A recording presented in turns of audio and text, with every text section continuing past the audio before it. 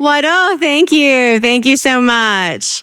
In 2024, we held a film training for 4 Indigiqueer youth from around the world, led by the amazing Plains Cree filmmaker Theo Cuthand. June 1st, tonight, will be the world premiere of the students' films. My name is Desy Whitaker. Most folks refer to me as Desy. After attending my first family reunion and hearing my cousin Emerson speak, I was inspired to research our family tree. It was then that I was introduced to my Free People of Color roots and learned from researcher and cousin Kianga Lucas of the fact that my family lived in a tribal community with closely related Indigenous people.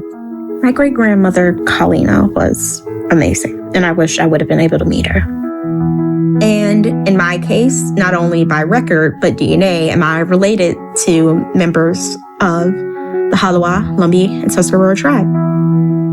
And I am participating in this project to teach others to dig deeper and preserve the history that is hidden.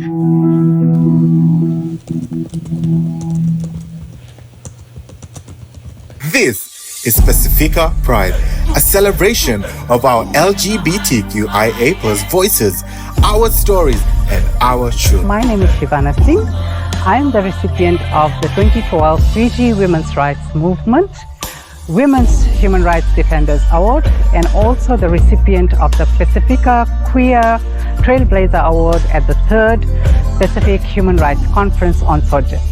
It's a pleasure to be here today. Thank you. Pacifika Pride is more than just a story. It's a movement from village shores to city street.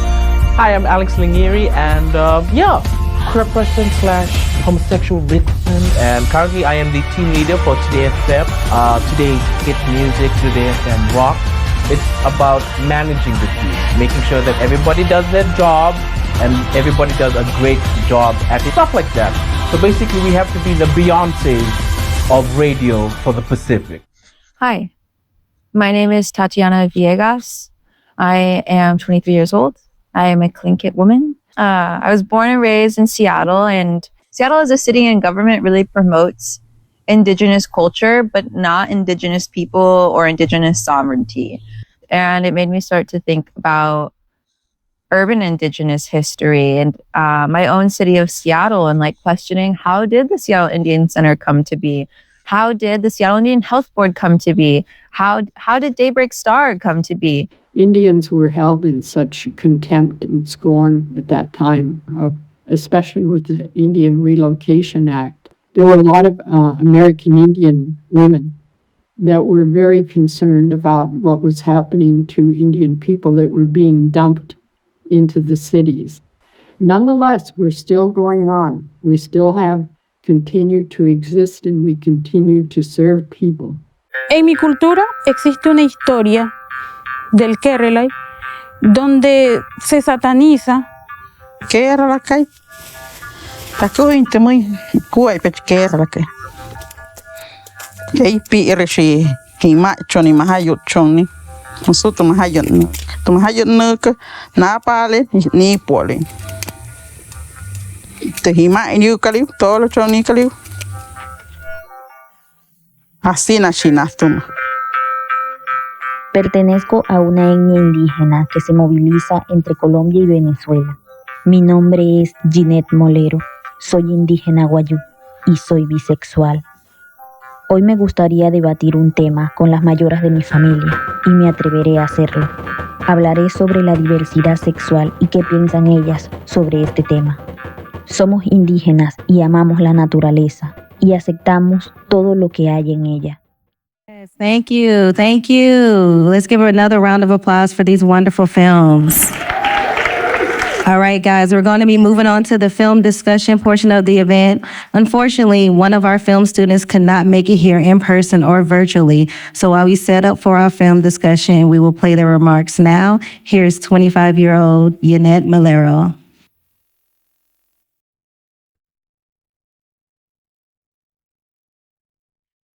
Hablar con las personas mayores de mi comunidad sobre la diversidad sexual fue un reto bastante dinámico, digámoslo así. Porque hubieron personas que sí colaboraron y se fueron interesadas por hablar del tema.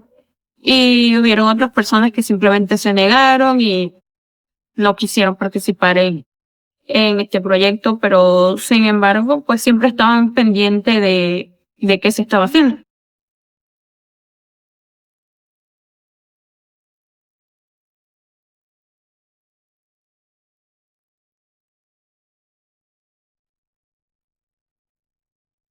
Para mí fue muy divertido y satisfactorio hacer este video y saber que otras personas en mi comunidad veían esto de manera positiva o de manera normal y natural.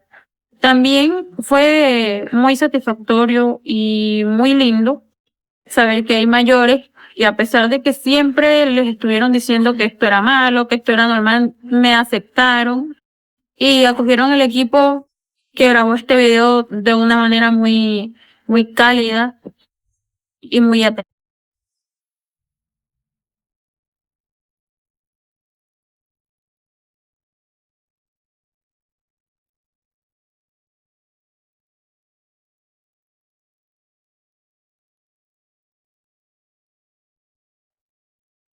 Si nosotros los jóvenes, con mente más abierta, nosotros de la comunidad LGTBI indígena, podríamos apropiarnos de esto, adueñarnos de esto y defenderlos como todos los procesos que hemos llevado, creo que esto sí, a futuro podría ser reclamado como un agente del cambio positivo en nuestra cultura.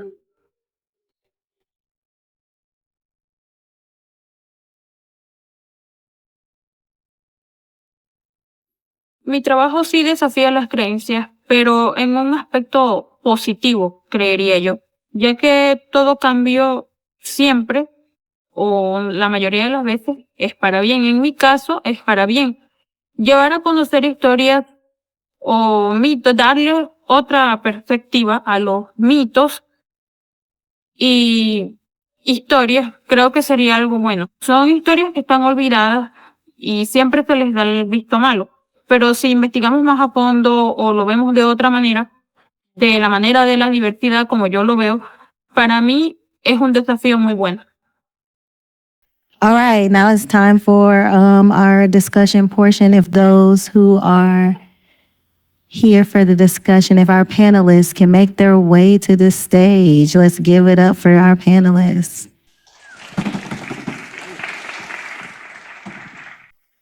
Hi. Hello, everyone. Those were good. Also, hi to our other filmmakers who couldn't be here today. I don't know where the camera's pointed. But. Hi, I am finally here. Hello. So we're just gonna quickly sort of just ask you each a question. So starting with Zahif, what do you most want the audience to understand about the two main people in your film? Malo lele, fakawe atu, yarona, aloha, kaume maori, kiarana, nisambula vinaka, warm bula greetings, and assalamu alaikum to you all.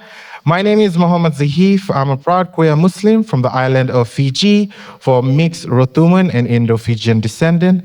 I'm deeply honored to be here. So back to the question, the two important people in my short film. The first one was Shivana Singh. So Shivana Singh is my rainbow mom. She's a trans icon. She's a legend. She is everything. And I wanted the audience to understand the life of Shivana and what she goes through. And despite whatever she's going through, she makes sure that her children, her family is thriving. And the second one, the vixen homosexual, was my boss. So it's so Ali goes by Ali, Alex. So Alex was one of the first people who has been openly queer in the media scene, and he's been such an inspiration. And I'm so I'm so lucky to be in a space where I work alongside with people like Alex and Shivana, making a change in the Pacific. And I think for this Indigenous program, thanks to this amazing organization, I'm the only one from the Pacific. And that has a lot to say. So I'm so honored to have this stage, this platform to share my story, my Pacifika, and my people. Vinaka Vakalevu. Thank you so much. Great. So, Tatiana, do you want to talk a little bit about your film and the inspiration behind it? Yeah. So, yeah, Tatiana Villegas, I use she, her pronouns, and I'm a part of the Tlingit tribe. Hi to my family who are there in the front row. Oh, hi to my family who are there in the front row, and also my friends, both watching from afar and currently in the space with us. I talk a little bit about it in my film, but when I got to college, I started to do more research on urban Indigenous people. It's something that, you know, when you grow up just being Native, it's not something that I'm like, I need to research this and understand like where I come from. I'm just kind of living and being with my family and my community and culture. But when I read There by Tommy Orange, I feel like that really inspired me to dive deeper into my own urban Indigenous history. And like I said, my family is really involved in the Seattle Indian Center. So thinking of just how special that was for me to be able to have that space and be raised in my culture, which not all urban Native people have that privilege. So yeah, both passion, love for my family, love for my people. That's where my research began, and I went on a deep dive. My thesis in college was about how Seattle's physical structure creates community and identification for Native people in the city. So some research on that, and then also like the importance of being connected to your own food systems through Indigenous agriculture, Indigenous knowledge through agriculture and urban spaces. So it's been years in the making, but I really love my Seattle community, and yeah. So I just have one question for Desy. The question is, as a filmmaker talking about your family history, what was the part you most wanted to understand about where your family comes from and why? Yeah, so, hey, my name is Desy Whitaker.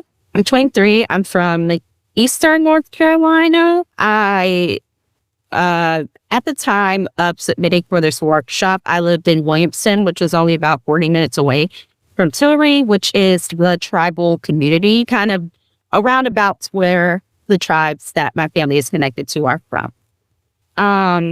But to fully answer the question, I want to start by saying that my answer is complex because our triracial background is complex. My documentary was a reflective documentary, and I'm not sure if everybody on the screen saw it this way with the photos of my family, but my family was very, they presented as Black. And in the community that they were in, however, they were their own unique grouping. My grandmother told me she, again, had no awareness of anything that was different until they spoke to people even 15 minutes away who had a totally different experience growing up, because it was a free people of color community. And I want people to understand that I'm sharing my story. I'm stating facts and preserving my story for people that are like me. And this is also for my family, past, present, and future. Our identity has been politicized and trampled on by academia. And it has become a quest of disproving us rather than learning about us and preserving the history. So because of that, it's really hard to learn anything about the tribes when it's so shrouded in controversy and opinions and bias. Everybody has their own thing that they're working for. So I hope that people understand seeing this, that this was about honoring my family. This is about an introduction to the Hawassaponi, Lumbee, and Tuscarora tribe. It's not a lesson of the tribe. It's not a history. Because unfortunately, I was not able to explore that there. But I hope people are inspired by my pursuit for the truth and by my great-grandma, Colleen Pittman. I have one more question for all the panelists. Maybe I'll start with you, Desy, since you're on the Zoom already. What was the most challenging part of making your video? Oh, yeah. So for me, the most challenging thing definitely was shooting it. And this was because there were concerns about safety and logistics pertaining to visiting my family cemetery in Tillery, North Carolina itself. And that was really where I wanted this film to start. I really wanted to get on shot scenes. I had these visions of having a shot of us driving into the area, showing the sign, showing the gravesite, and I just wasn't able to do that. And it was really tough for me at first to overcome that hurdle. It took a while to figure out what was the best way to tell the story without having the physical, tangible history in my hands or being able to show that to others. So definitely figuring out how to pivot was challenging at first. Great. And this question, I guess, is for Tatiana next. So what was the most challenging part of making your video, Tatiana? Yeah, I really loved a lot of parts of making this video, specifically the research. I also identify as an artist, so thinking about like visual shots and colors and other things. But man, oh man, I hated editing. That is not something I want to do again. If you are somebody who was in my life during the editing portion of my video, you probably heard me complain. I work a 9 to 5. I'm like in an office space on a laptop for a good amount of that time. And I love to dance. I love to move, especially after work. And to have to go back to my basement house and just like sit and edit, that took some just energy for myself and having to be like, you have to do this. It's not editing itself. So, kind of a superficial challenge, but it took me a while to get that edited. Zahif, what about you? What was the most challenging part of making your film? Everything. So first of all was like finding the people that I wanted to interview for the documentary. And I went places to places, villages to villages, cities to cities. And they just kept saying no. It's like they didn't want to be documented. And I was like, why? And then also the editing. But I low-key cheated. I used CapCut Pro. Unlike the rest of them, y'all struggled with DaVinci. Yeah, it wasn't loading in my laptop, so I was like, you know what, let's use CapCut Pro. And on top of that, it's not just the physical and technical aspect of recording, getting these people. It's the heavy baggage that comes with it. Like, I don't know about you, but I felt very drained, like after just recording it and like seeing the struggles, hearing it. But at the end of the day, as the people from the Pacific, resilience is what we are and who we're going to be. And that's not going to change anytime soon. Thank you. Thanks. So we did this as part of a workshop. So what part of the workshop process did you enjoy? I guess we'll start with Desy, since you're on the Zoom with me. I really enjoyed for this workshop, we did monthly check-ins with each other. And I really enjoyed checking in with each other about the progress outside of it. I know I was communicating at times with Tatiana and Zahif about, just like where we were in the process, especially towards the end, about if we were both, struggling with the same thing or what.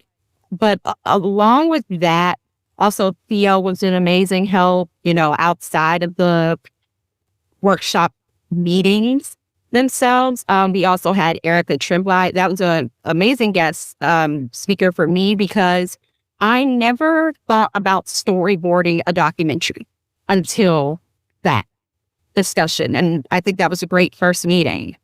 And I think that was probably the thing I enjoyed the most alongside working with my peers, and it's my first time doing anything in film. So that and storyboarding itself, I really enjoyed it. I never had thought to approach it in that way. And Tatiana, what about you? What was your favorite part of the workshop process?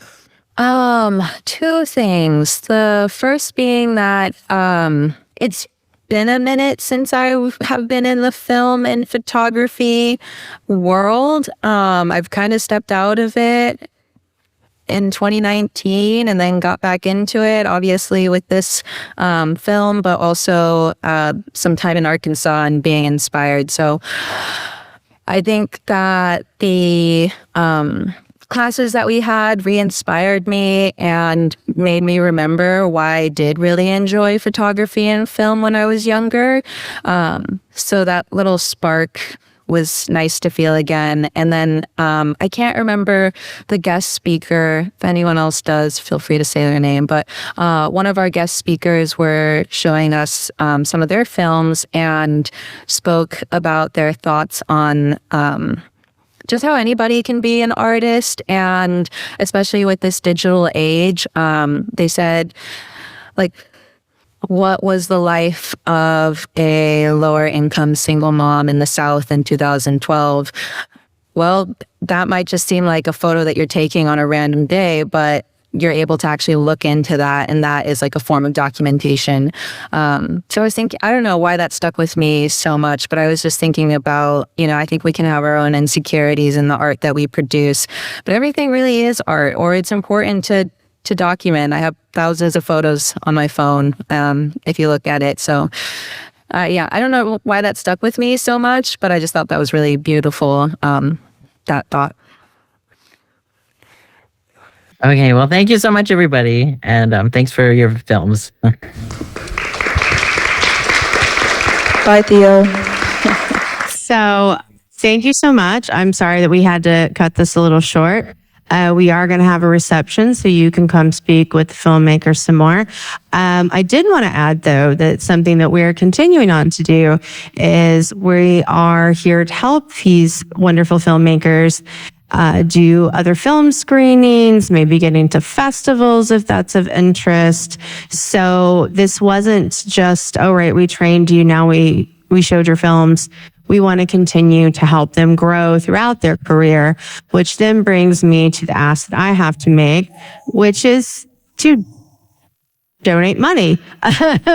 Because unfortunately, it takes money for us to make these sorts of things happen.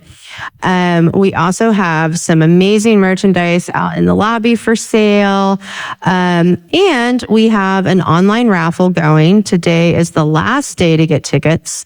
Tickets are $3 for one ticket or 3 tickets for $8. We have 3 amazing prize bundles. They include original art, signed books, signed albums, native-owned Prados beauty products, so many things. They're really great. So last day to get those, and we will announce winners tomorrow. If you go out in the lobby for our reception, you'll see some QR codes around to donate money. You can also go to our merch table, get merch. You can donate there. You can buy raffle tickets. All of the support that you are able to give us helps us continue to do this sort of programming and keep Indigenous, especially Indigiqueer storytelling alive and going, because this is a traditional value.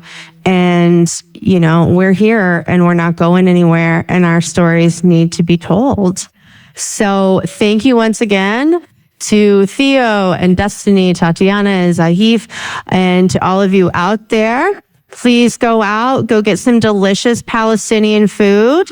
We also have a few books that Palestinian poet Yafa, who did a reading on our first event on Friday night, has left behind.